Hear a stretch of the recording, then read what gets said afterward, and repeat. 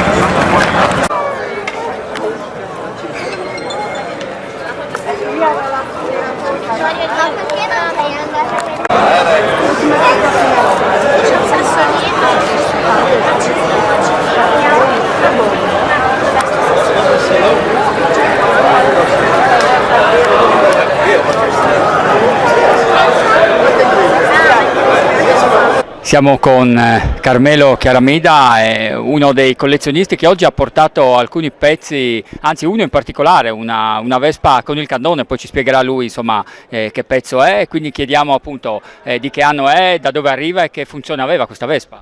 Ciao Alessandro, grazie intanto per questi minuti. È una Vespa Hackmat-Up, era una Vespa nata nel 56, poi fu fatta una seconda edizione nel 59, qui abbiamo appunto un esemplare del 56, e veniva utilizzata dall'esercito francese per fondamentalmente 2 guerre, la guerra d'Algeria e la guerra d'Indocina.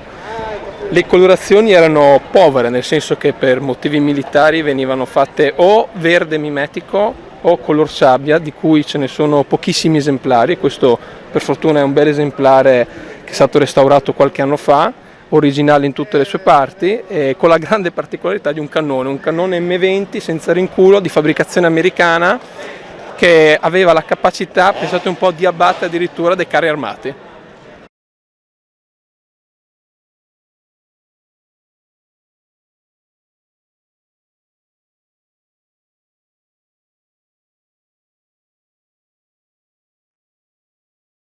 Siamo con Paolo Zanon, uno dei massimi storici insomma, del mondo Piaggio e della Vespa in particolare, anche lui è qui a Palmanova, e quindi intanto gli chiediamo che effetto fa vedere così tanti pezzi riuniti e che emozioni dà questa Vespa. Beh, allora, innanzitutto devo dire che sono rimasto molto colpito, ma non lo dico per formalità, perché una mostra a mio avviso deve avvalersi sì di pezzi importanti come questa effettivamente dimostra, ma anche di una spiegazione, in modo tale che chi si avvicina e osserva anche per la prima volta abbia la possibilità di capire il valore di quello che sta in quel momento apprezzando. E non nego che leggendo alcuni cartelli descrittivi allegati ai veicoli c'è stato anche qualche momento che mi sono quasi commosso, perché come ad esempio il caso dell'ape calessino presente qui in mostra, che secondo quello che sono le statistiche dovrebbe essere uno degli unici 7 esemplari giunti ai giorni nostri della modalità primo tipo, cioè 125 con cambio a bacchetta, e vedere la storia che questo veicolo ha, e a chi era appartenuto, alle sofferenze che aveva passato il primo proprietario, che aveva trovato in questo veicolo la possibilità di una mobilità ormai persa, in quanto era reduce della campagna di Russia, aveva perso l'utilizzo delle gambe nel gelo freddo della Russia, e che poi ha ritrovato una nuova vitalità, perché poi questo ape arriva da Foligno, le foto sono state recuperate solo pochi mesi fa ed è una cosa incredibile, perché innanzitutto sono state recuperate dal nipote del primo concessionario della Vespa di Foligno, il signor Aldrighi, ma la storia proprio inquietante è aver recuperato anche quella che è stata la sua vita e di cosa può aver passato questo uomo, e della fortuna che noi abbiamo la possibilità di avere una testimonianza di questo genere, che nel suo caso appunto di questo veicolo, che era l'unico suo veicolo, quando tocchi con le mani così le manopole non puoi non avere un momento nel dire noi non siamo niente per avere oggi questo, se non lo capiamo. Un'ultima cosa, il 2019 è un anno importante per il Vespa Club Italia. Tu hai realizzato un trittico, lo stai finendo lo stai completando, non ne vuoi parlare, ok? Ti chiediamo però qual è stata l'importanza del Vespa Club Italia per il mondo Vespa e per tutti gli appassionati? No, allora innanzitutto non è che ne voglio parlare, dico semplicemente che io ho contribuito e non è farina solo del mio sacco, anzi tutt'altro, è stato un lavoro di squadra. Diciamo che la soddisfazione di aver attraversato questo momento dei 70 anni è stato importante, perché ci ha fatto anche capire cosa è successo in 70 anni, perché poi io ho anche dato ho scritto qualcosina in merito, e scrivendo quel qualcosina inevitabilmente ho intrapreso nuove ricerche, e attraverso queste ricerche ho avuto modo di capire meglio cosa è stato questo Vespa Club d'Italia, che è inutile negarlo, è stato un movimento di marca, precisamente è la più antica associazione di marca motociclistica al mondo, ma quello che l'ha resa grande non è diciamo il primato temporale, è che era nata come associazione di marca, e poi un po' alla volta appunto doveva essere una promozione del veicolo, ma è sfuggita ai stessi promotori, nel senso che doveva spostare i veicoli, doveva spostare il marchio, doveva farlo conoscere al mondo ulteriormente, che questo avrebbe comunque inevitabilmente condotto a un maggior numero di vendite anche per lo stabilimento, ma in realtà è stata una cosa che ha mosso più di tutto gli animi, perché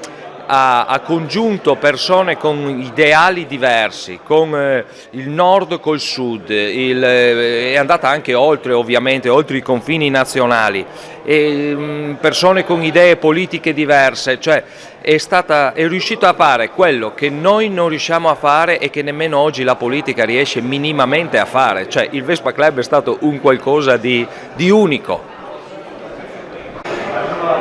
Eccoci, ultimissima cosa, dici allora Paolo, questa mostra ti è piaciuta o no?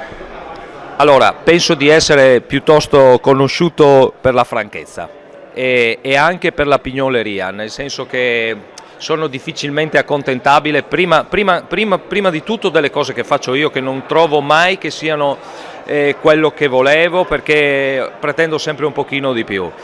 E talvolta non riesco neanche a trattenermi riguardo magari l'operato altrui, nel senso, se vedo una cosa che non la trovo idonea mi sento di dirlo.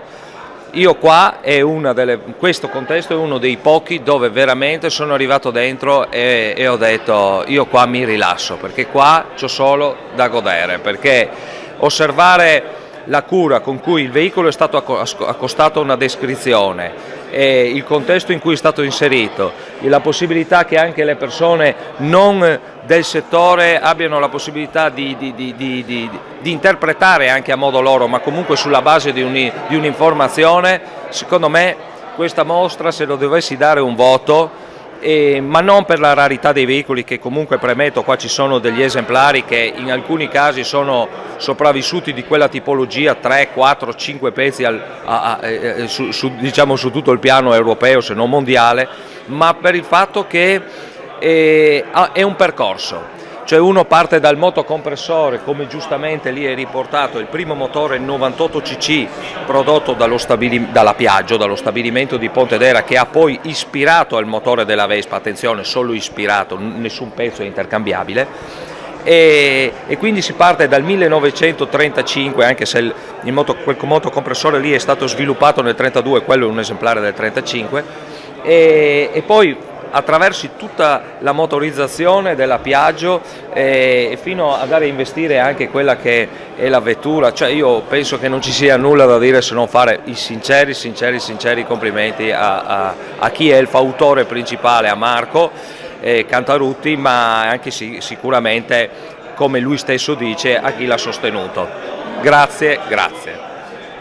Va via dritto,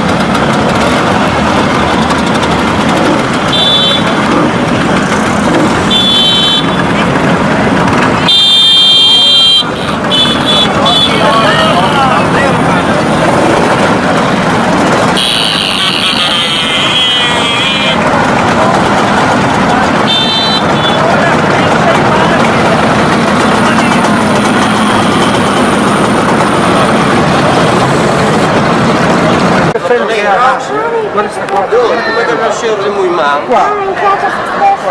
Alle 50.